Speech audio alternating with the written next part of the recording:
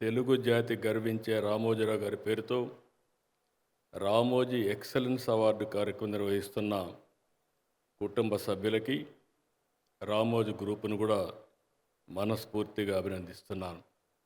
ఇది ఒక మంచి ఆలోచన. ఏదైనా ఎక్సలెన్స్ అనే పేరు ఉంటే ఆ ఎక్సలెన్స్కి ప్రతిరూపం రామోజీరావు గారు అని చెప్పి కూడా నేను మీకు తెలియజేసుకుంటున్నాను.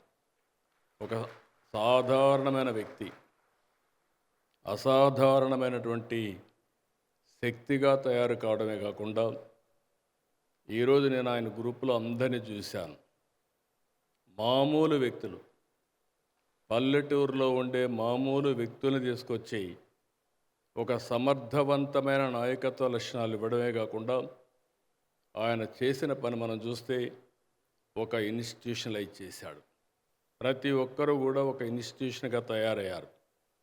ఈరోజు రామోజీరావు గారు ఇక్కడ లేరు, కానీ రామోజీరావు గారు నిర్మించిన వ్యవస్థలు మాత్రం చిరస్థాయిగా ఉంటాయి, శాశ్వతంగా ఉంటాయి.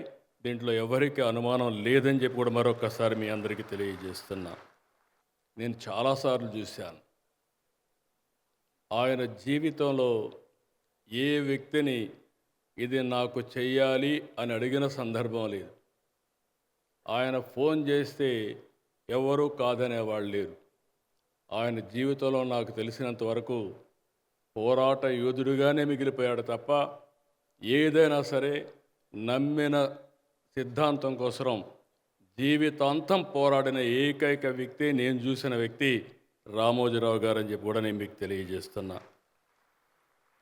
అందుకే ఆయన మన మధ్య లేకపోయినా ఒక నికార్సైన జర్నలిజంతో తెలుగు జాతికి, తెలుగు భాషకు ఆయన చేసిన సేవలను మనం ఎప్పటికీ